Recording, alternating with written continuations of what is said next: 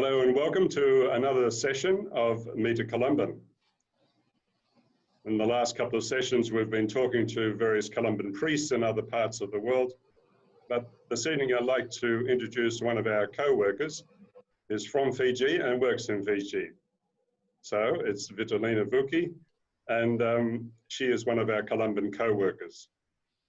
So welcome, Vitalina, to this particular session. It's good to see you there. Good morning. Thank you for the Trevor.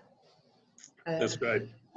Vitalina, maybe just could you introduce yourself a little bit? Could you tell the rest of our viewers as to what's where you come from and what sort of town or village or whatever it was that you grew up in Fiji? Okay. Before we start, I'd like to welcome all the viewers online, friends and benefactors abroad, and to introduce myself. I'm originally from Rewa, Nukutumbu in Rewa. I was born in Nandronga and the parish of St. Teresa, the Child of Jesus in Bemana. My great-grandparents were there, and that was how come I was there. And my dad too taught in that school. So I was brought up in the Catholic missions. It was also, the Columbans were there at some stage in Bemana.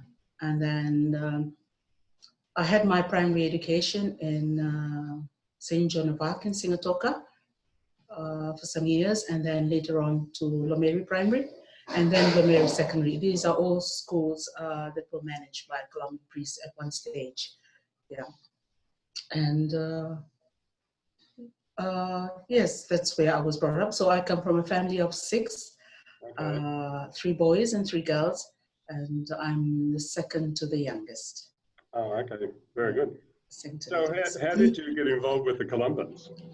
Well, I heard about the Columbans like roughly, but when I was in Lomeri, I was also engaged with the youth. And one evening, we were out in one of the villages in the coastal. There was a youth meeting. And then I heard that one of Columban, Father Vukinagauna, and that was the first time for me to meet him. He was there, he said mass. And okay. Then he said something on his homily about the poor. He shared about his experience. That's when I really, knew about the Columbans. And his sharing was very inspiring. From the moment that I heard his sharing, I decided straight away, like my heart was pumping. I decided straight away, maybe I'll join the Columbans. I never shared this, but I shared it to Father Yohane once, that he really inspired me with his talk on his sharing about his mission experience in Peru, with the poor people in Peru. Yeah. That's how really, that was the turning point for me. Yeah. And the turning point, and well, what track did you go down then? Like the Columbans at that time, they published all their applications, their posters, their flyers on the Catholic newspaper. We had a Catholic newspaper way back then. And then one Sunday, on Mission Sunday, there was a page on the Missionary Society of St. Columban. And it said, the title of the page I could remember was, Is God Calling You? So there was an article about Pope John Paul II on his visit to Manila, and he was speaking to the youth. And he mentioned on his homily that the future of the church today depends not on the youth group, but as an individual youth. So that was really, that was really a touching, I was really touched by that. And I was also discerning at that time after I shared, listening to Father Yohane, I shared it with my other companions, like what struck me on that evening. And then this Mission Sunday, this whole thing about the Columbans. So those were all part of my discernment, that helped me in my discernment to become a lay missionary. Oh, so you became a Columban lay missionary? Yes, I became a Columban lay missionary. So what age were you when you decided this? I decided when I was 26, and then I joined when I was 27 years old. Yeah. All right, 27 years old. Yes. So like to become a Columban lay missionary, what do you got to do? Yeah. But first, when I thought of like what the Columbans do, no, I thought it was they were going there to preach or something. Yeah. And then after hearing the sharings and the stories, because in 1996, that's when I heard about Father Yohana's sharing. I think it was 96 or late 95. We already had two groups already who was out in the missions. I heard about their stories, which was out on the magazine. Okay. And so I said, oh, maybe I could do something, I could contribute, you know. Right. Okay. So I didn't really know like what to do until I joined the program in 96. Yeah. But I was a bit scared at first, like when I applied. I saw that on Mission Sunday, it said the deadline was on January, I could remember January 20th was the deadline in 1996 for those who want to apply for lay missionary. And then I said, maybe I should not write. I just decided to call on the day that it was closing, you know. Okay. I was a bit, you know, scared about what if I will be accepted. So I decided to call, and I think it was Charlie Duster who answered the phone. Yeah. And he told me, yes, the application closes today, but anyway, your application is still on now because you're 5 minutes to 4 o'clock. I said, my God, I thought they wouldn't accept me by, you know, just by a phone call. Right. So he told me too that one of a former lay missionary, one of the lay missionary that went ahead of me also decided to call because he was scared, but he was accepted too. And I think this was Felix who went to Chile. Yeah. And right. Yes, that's how I decided to apply. I decided to give a call, you know, just in case, you know, I would be dropped. So you, I presume you undertook some training therefore as a lay missionary, which would have been for, how long was that? Yes, we had a training for 9 months. Oh, okay. Yeah, we had it in Suva. Our coordinator was Father Charlie Duster. Yeah. Right. Yeah, it was 9 months. We had clinical pastoral education, a training that it's intensive course where you go to the hospitals. Right. You do practical skills on how to administer, how to journey with the sick and the dying, okay. And then other skills on mission, scriptures, theology, other topics related to mission work. Yeah. Right, right. So then, presumably, like other Columban lay missionaries, you then got appointed off to some other country to work, because all of our Columban missionaries always work overseas. They all go to some other place. So where did you end up? We went to the Philippines. Yeah, when we were told like you'll be going somewhere in Southeast Asia, I said, my God, not China or where, Vietnam or where. It would be very difficult for me. But when we were told that we're going to the Philippines, I said to myself, probably I will be able to adjust there. So that's where we went. See, the 5 of us all went there. Oh, really? Oh, okay. So you're a nice big group. Yeah. But you had traveled before you joined the Columbans. Had you moved around? Yes, I've traveled before on my previous employment. Yeah, I've traveled to Europe, to Australia, and I can't remember what other countries that I traveled to. Yeah, right. And Hawaii. Yeah. Oh, okay. Yeah. And so you were, what were you doing? Promoting Fiji or something? Yeah, I was involved in before, like after I left school, I worked as a paid clerk and a secretary in a company back in Pacific Harbor, and then they had cultural and theater. And I was interested, so when I asked, they said, no, this is only for people who are involved in, theater and cultural dance. They are given the privilege to go abroad. So I said, maybe I would like to learn to go out. So I was working in the office, and then I was learning also theater and arts and all that. And then I had the privilege to go, and my first trip, so I went to Australia, to Melbourne, to Sydney and Canberra for travel shows, promoting Fiji. And I went to Hawaii to Polynesian Cultural Center. So that's where I performed to at this stage. All right. And I stayed at the BYU. And then I was at the World Expo too in Spain. Mm-hmm. So I stayed there for almost 7 months, 7 or 8 months. Yeah. Okay. So your trip to the Philippines wasn't the first time that you'd been outside Fiji? Yes, it wasn't the first time. Yeah. So, no. Mm-hmm. So you arrived in Manila, and where did you go to work in the Philippines? When we arrived in Manila, we went straight to the lay mission house in Cubao, and our lay mission coordinator there was Father Mick McGuire.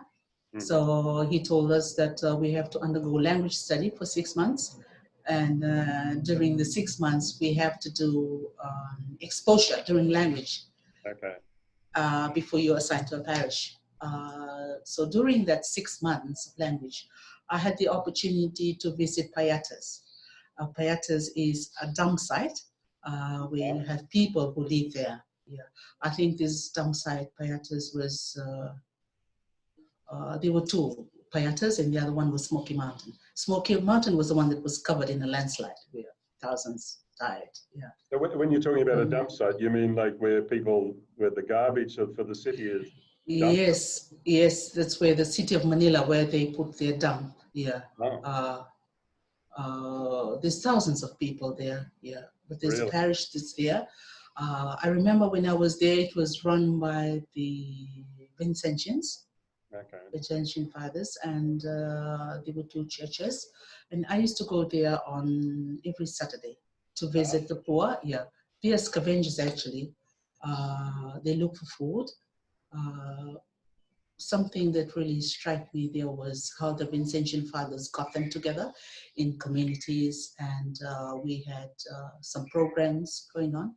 But for people like that in payatas, their main occupation and the main thing that they do is to look for food. So in the garbage. Yeah, in the garbage. So they used to wait like in the afternoon. They have every 2 hours. I could recall the truck comes in. Mm-hmm. With the garbage, and it throws, and then everybody run and get their garbage. Oh, I see. Oh, dear. Yeah, I had that was one of my experience too. I remember that I did.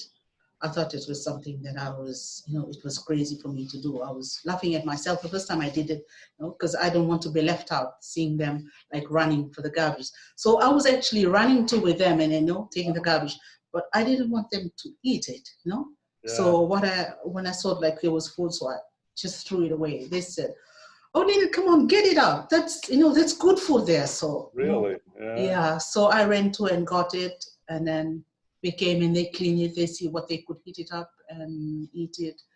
They kept like plastics, containers. They were also food that was coming back from the restaurants. Mm. Oh, wow. They were making use of that. Yeah. Mm-hmm. So to me, it was really difficult in the first time when I saw it. Yeah, it was like a shock for me. Yeah. Mm-hmm. But then after I went and I came back home, and then I asked myself, my God, I'm blessed to have something on the table. And then there are people out there who are looking for food and more. Right. Yeah. Yeah. Mm. So I did that on the 6 months when I was in language. And then after 6 months, when they asked me, where would you like to go? I said, I prefer to a different place. So, yeah. So I went to the parish. So I was assigned in St. Anthony's Parish in Zambales. Yeah. And that was in the Zambales. It was Olongapo, was it? Was it in Olongapo? Yes, it's in Olongapo. There were two Columban priests who were there. So okay. I worked with Father Donald Bennett. And Father Sean Connaughton. All right. Mm. And so what was your work there? What were you doing there as a co-worker? As a lay missionary? Sorry. When I went there, the first thing Father Donald Bennett told me, feel free to explore whatever is suitable for you. So of course, since I was a youth, I was much more younger. So I decided maybe I'll get the youth people, as part of my ministry. So I was involved in the youth, but later on I was interested in older people. I was doing home visitations. Okay. Matain is one of the parishes on the coastal side of Subic. So Okay. the part of the parish, you have to cross to go on the other side. It's like a bay, and then you have to cross to the other side of the bay too, sometimes, yeah. Right. So I do visitations, I do small Christian communities. I visit also Sikh people. But with the youth, I was involved in the youth where we had youth programs. We had youth programs, we had youth camps, we had recollections. Uh, we had most of the recollections in youth camps were done, away from the parish. So I find that interesting too, where the youths go out for camping and they take all this stuff to, yeah. So that was mainly my first 3 years. I was there. Right. So, yeah. So, but you're using your new language skills of Tagalog. How did that? Yeah, language, like I studied language for 6 months, but within that 6 months, I still struggle with my language when I went to Matain, that's at the parish. And then I find it funny when people laugh at me because first was how I was pronouncing Tagalog, and Right. then also how I was pronouncing English. So they felt too that my English was funny. So I said, I can see the funny side, what you're saying, yeah. So they have a different English, we have more of British English. They use more of American English. So That's true. I Yeah. thought too, like it was funny, how they pronounce things, yeah. But I usually practice my Filipino for small children. I stayed with a family that has two children, and every day I practice with them, and which was really good, They laugh at me and I both laugh at them because we were at the same stage where we were both learning and picking up, the language. Yeah. Right. Okay. Yeah. That's right. So you stayed with the family, were you? What was that like? Yeah, I stayed with the family. Well, first, I would like to share, like the first day I arrived in the parish.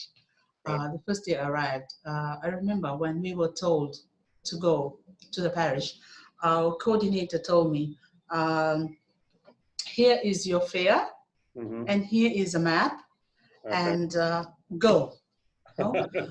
I thought that somebody would take me to the parish, I felt so, I was a bit mad, upset. I thought that, somebody will take me formally and introduce me. So I said, oh my God.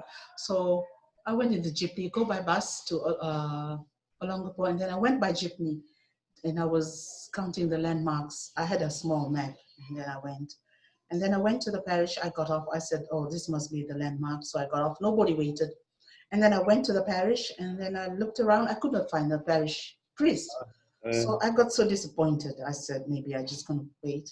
But there was, they had baptism, and there were people, they were still there registering all this. There was a mass baptism or something.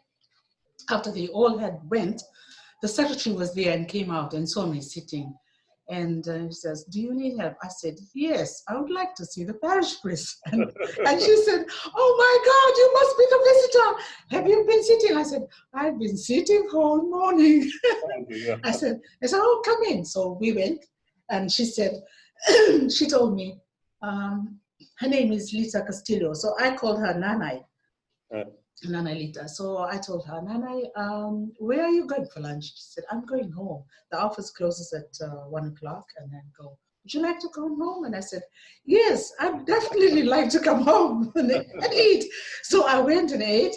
But deep inside, I said, oh my God, I made a fool of myself. Oh, dear. I went, and then I ate with the family. So she was very welcoming. This was on my first day. And then I ate. And then she asked me, would you like to go back to the parish? Father Donald has went somewhere, but he said he'll be back in the afternoon. I said, yeah, sure, we can go back, but it'll be crazy to carry my bag because I get all my bags were with me, so I took it and left it in the parish. I said, I don't want to leave it at the parish, better take it. Otherwise, I look for a place to stay maybe in the evening. And then when I went to the parish, we were there until 5 o'clock. She closed at 5. And she said she was coming. She asked me, would you like to stay at the priest's house? And I said, no. But I said, but could you do me a favor? She said, yes, what is it? I said, can I spend the night at your place? She said, yes. But that time, after I shared that, like I was broken. No? Really? The words of Jesus, like on the road to Emmaus, came back to me. Like, can I stay in your house tonight? I said, my God, this is what really being a missionary. I laughed, but then I cried. I cried to her and I said, I've never like asked anyone to spend a house tonight. But I think, my God. So the next morning, I didn't really get angry with Father Donald because, after saying that, that word, can I spend your house tonight? The road to Emmaus just came to me and the face of Jesus just came. Really? My God. So all the anger just disappeared. Huh? So I talked to the parish priest the next morning, and then he asked me, where would you like to stay? And I said, since I've spent the first night with the family, they've offered a room for me to stay with them. Is it okay? He said, sure, let's stay. So I didn't bring it up again, like, I was a fool, you're making me a fool out of myself, until when I went back to Manila. I think it was after when we went back and shared, maybe after a month, maybe. Right, okay, yeah. And then, so we shared about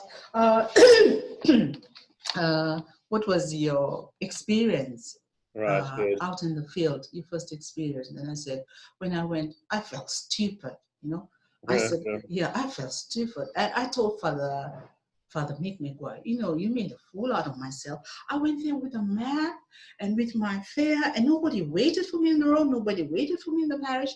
And I had to ask, people, can I have something to eat? Can I spend the evening with you?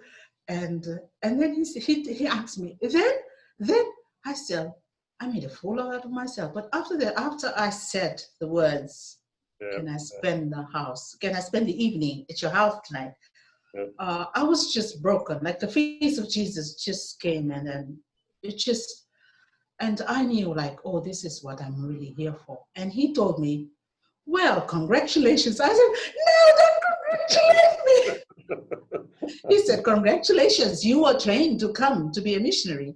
So from then I understood, like, this is to expect the unexpected. So the family was very, welcoming. So I stayed with that family for 6 months. Yeah, I was really? Wow. And then I got so close to the family, and then I asked to move out, but they asked if I could stay there again for a year. So I stayed with them for a year and 6 months until I moved to another place. Wow. So you squeezed a lot into your first day. Yes, my first day, I thought, like, I made a fool out of myself, but then I said, oh, maybe God has brought me into this situation. So, yeah. So, Vitalina, you're in the Philippines then for how many years was that? About 3 years, or? Yeah, I was in St. Anthony's Parish in Mataim, Zambales for 3 years, and then I came home for 4 months holiday, and then I returned, and I stayed. I was assigned to Malate. Malate Parish. Yeah, Remedies, a Lady of Remedies. In Manila. In Manila, yes. Okay. Yeah. And how many years were you there? I was there in Manila. I was there 3 years. 3 years. More than 3 years, yeah. And so I was involved in. I was there with 5 other Columban priests. We were there assigned in the parish. The parish priest was Father Michael Martin. Yeah, Michael Martin was also one of the former Columban. I think he was the first lay mission coordinator in the Philippines. Okay. So that was, to me, was an advantage for me because he knew and understood lay mission. So it was easy for me to communicate and relate to him. So he was there. Father John Naden was there. Father Connell O'Connell and Father. I remember oh my God, they will. I've forgotten their names, but I remember their faces. Yeah. Frank Kerry was there from Australia. Okay. And who was the other Australian that was there? There was another Australian. There were two Australians that were there. All right. Okay. And he was a big guy. So we stayed together in And what sort of work were Malate. you involved in when you were in Malate? Yeah, in Malate, I was assigned in to work in one of the communities. So my community was Area 6. It was a poor community, but Right. within the city. So I worked on BEC, basically Clearship Community. So part of my work is I have to visit families every day. Okay. So that was a challenge for me. Like I have to, no matter if I'm welcomed or no matter what feedback I get. So I have to try to cross barriers, to visit families every day. I was also involved with street children. We had programs that looks after street children in Malate. Really? So Father John Layton was assigned in that area, social services. Yes, We had other co-workers. They were very good, and we had a social worker too as well, and street children and abused women. Yeah. Oh, really? Oh, wow. So those were the main things I was doing, my involvement in the parish. So they're quite challenging ministries that you're involved in. I mean, they even work in those poor areas, and then to work with street kids and with abused women. That's all. Oh yes, it was very challenging. Yes, it was very challenging. Seeing their background, you have to understand where they come from, no? Yeah, yeah. And the level of communication relationships that you have with them. Yes. So I see them like very vulnerable. What I expect from them is they will keep on asking, like, no, need something to eat, no. That is, to me, that's a common thing, commonality, working with street children, no. Right. They'll be asking things. I find it very challenging because I see them sleeping on the streets, and it's challenging to see them like when it's raining. They're lying out there in the cold. Yeah. So can we just fast forward a little bit to your present job with the Columbans? You came back. You were coordinator of the Columban Lay Mission Program for a while. But now you're involved. What's your position now? What are you doing? I'm a Columban Lay Mission. I'm the coordinator of the mission office. So we have two other staff here at the mission office. One looks after JPIC and one looks after interreligious dialogue. Mine is on media and publications and fundraising. Right. Yeah. Okay. Important jobs. So, yeah, with mission awareness. Yeah. But I see that what they're doing out of the Suva mission office is the thing called the Eco Challenge. Can you tell us a little bit about what you do with regard to Eco Challenge? How did it start? What do you do? Okay. Thank you. The Eco Challenge, yeah. Like part of my role is to initiate ways, facilitate new ways to fundraise for Fiji and for the region of Oceania. I find it very challenging, but I have to come up with these initiatives. So before I had this Eco Challenge, I had one last year. It was on voluntary basis, was the Columban Wellness. We had 17 teams that participated last year, was mainly on how to maintain healthy living and healthy lifestyle. But this one here is more on raising awareness for the ecology, for the environment, and it's mainly to bring awareness and consciousness of the people that we are responsible for the environment. So this year, we also had, it was launched on March 7th, 3 weeks into the launching into the competition, this coronavirus came in the pandemic. But yeah, we had 12 teams that were interested in this this competition. Yeah, 12 you have to teams. form 12 teams. Yeah, you have to groups into teams of 8 to 15. But this year, last year was 8 to 15. This year 8 to 20, and they elect a group leader, and they have to find ways they could help and protect the environment. So we have certain elements like earth, water, soil, sea or plants, or even animals, and what areas they would like to concentrate on. Yeah, and we have also team sponsors.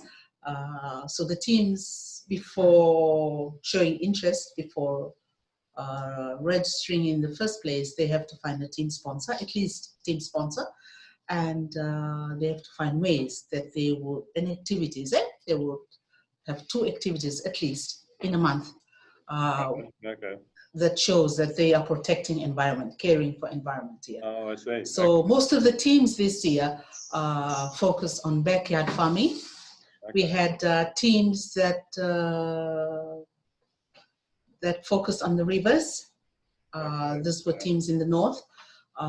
We have a team in the north that focused on the river. Some teams, there were 2 teams, 3 teams planting big trees. Yeah. Planting big trees. What sort of big trees? When you say that? Hardwood trees like mahogany, Fiji. We have the Bessie, the Koa, yeah, all those trees. Oh, I see. Okay. Yeah. So Hardwood, yeah. Why are you saying like the trees have been knocked down, or it's been the hillsides have been sort of deforested or something? Where are they planting these trees? Yeah, they're planting these trees because these trees are also giving us oxygen, no? Oh, I see. And people have been cutting trees and logging and all that. So more trees needs to be replaced. Yeah. Oh, I see. Okay. And you mentioned the rivers also. What are they doing with regard to the rivers? Oh, the rivers, they're cleaning the river, the actual river. They're picking up the rubbish, they take away, remove all the rubbish that's dumped in the river. Okay. And they dig a hole and bury it just to keep the river clean. Yeah, because people go there and swim, and they, fishes in the river, they get prawns in the river. Yeah, okay. They use it for their livelihood. All right. And so the sponsors then, they have to, they sponsor these activities, do they? I'm interested in, this is a fundraising activity. I'm wondering whether, how do you raise, where's the money come in? Last year we had people, I was asked to that question, how come they will sponsor, how do they sponsor you when you're doing all this Columban wellness and this eco challenge, like you're planting your garden, and how will they sponsor you? So it's a creative way to raise funds. Yeah. The actual idea came up when I came up with this eco challenge was because of the prepositions. One of the prepositions that came on the synod in Fiji last year was to care for the manure, for the environment. Okay. So I said, we better do something on the environment. And also what Pope Francis was trying to tell us about Laudato Si. Mm-hmm, mm-hmm. And also for this year, for this 1 year is dedicated to, the environment. So the idea came up, okay, maybe it's be good to do something on the environment and also find sponsorship. Yeah. Right. So before teams register and say these are our teams, they have to identify a sponsor first. And so, right. And the sponsor has to be willing to say, okay, I'll support your team, whatever contribution that they can give, whatever amount. Yeah. Oh, okay. Yeah. That's great. So you're not only fundraising, but you're also raising ecological awareness, and you're also that's the concretely, not just awareness, but really action as well. Yes. So we're doing that. Yeah. It was also like last year too when we had this Columban wellness thing. It's one way of evangelizing. I think you evangelize people's lifestyle. Eating good food, taking care of the environment, being responsible, being responsible to Mother Earth, yeah. And talking about one of your other roles was communications, and I see that you have a new Columban website in Fiji. Can you tell us a little bit about that? What are your dreams and hopes for that? Yes. Well, Now we have a Columban website, www.columban.org.fj. I'd like to thank Australian team for helping me and pushing me to a step ahead with this website. Well, now with the restrictions going on, the only way that we can evangelize, I think, a good way to evangelize is through media. So we're using all the means that we can. Social media, Facebook pages, and then the website where we get stories. And then we post it on the web. Yeah. Okay. It was launched last month. So very good. Okay. That's a big challenge too for me. Getting stories and news and updates and sharing mission stories to our friends and benefactors out there. Right. Yeah. Because you used to, Fiji has always sort of published a newsletter type thing, right? Yes. Yeah. Are you still doing that? We had the Kolotu in the previous years. Okay. But we've cut down on that. So now we are introducing Ekolotu. You can see that also on the website, Fiji's website. We'll be publishing one published copy of the magazine in October for Mission Month. But other copies will be on the internet, on the Ekolotu. Very good. Yeah. Okay. And we thank people who've been sharing their stories, Columban friends and benefactors, seminarians, priests, lay missionaries. There's some who send in their articles. I'm willing to accept any article from Columban friend and benefactor who would like to have it on Fiji's website. Okay, well, there's an invitation. Can I just before I finish, there's one of the interesting things I think about the Columbans in Fiji, is the Columban Companions. Okay. Would you like to say a little bit about that? Just explain that a little to our friends here in Australia. What is how does that all work? The Columban Companions. Columban Companions in Mission, yeah. Last year we celebrated the 25th anniversary. Okay. I think so, yeah. Of the Columban Companions in Mission. So our first Columban Companion in Mission coordinator was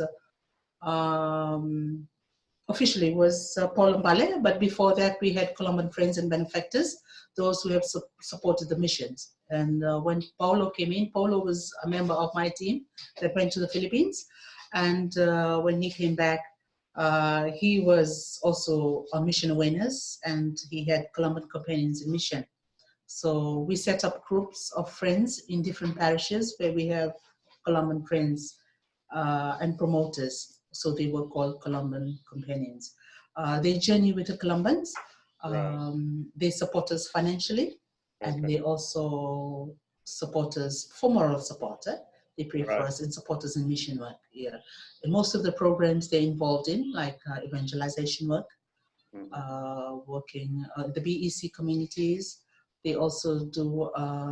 They visit other groups too as well, other parishes for evangelization.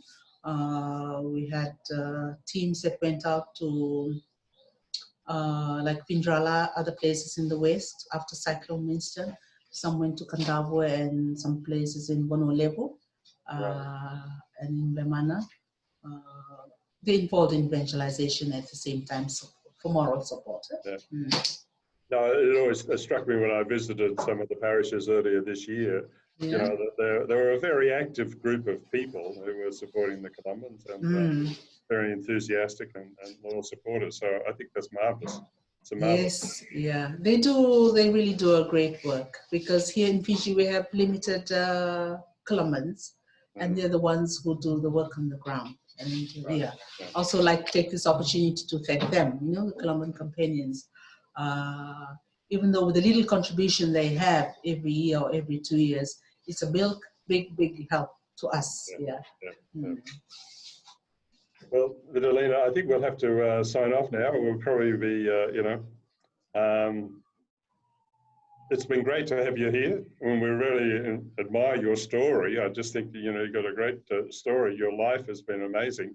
And I just look for the Lord's blessings on you and your work. So thank you very much. Thanks for making the time. Thank you so much, Trevor. Just before we end, I'd like to thank all our benefactors out there. benefactors overseas. We have benefactors and Columban friends from Australia, New Zealand, States, the UK, and even in Fiji, those who remain anonymous, those who have supported us over the years, those who have supported our Columban Wellness last year, and those who continue to support us with this Eco Challenge. I'd like to thank all of you for your prayers and for your support. It is what you give, the little contribution that you give, that help our mission sustained, over the years. Thank you very much. God Thank you bless. so much, Trevor. Bye-bye. Bye. Bye-bye.